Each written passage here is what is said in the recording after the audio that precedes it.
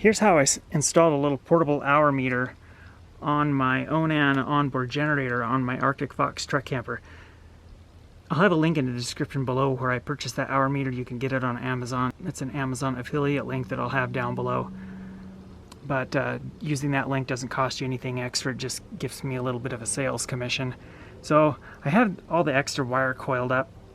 It just goes inside, and then you wrap that wire around the spark plug lead about 2 or 3 times, and then zip tie the loose end of the wire to the lead that comes up to the hour meter, and just kind of make a little coil around the spark plug wire.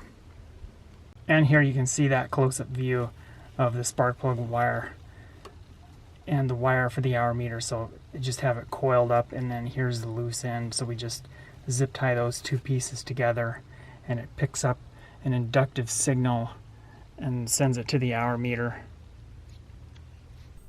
The reason I wanted to add a external hour meter onto this generator is so I could reliably keep track of the hours.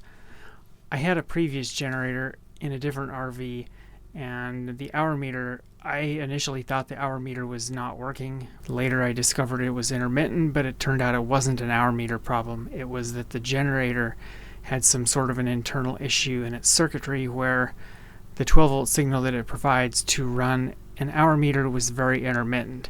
In fact, it was mostly never present. It would just sporadically turn on and run the hour meter. So on that generator, I of course had no idea what the actual hours were on it. So on this particular generator, when I installed it, before I even fired it up, the first thing I did was add this little external hour meter.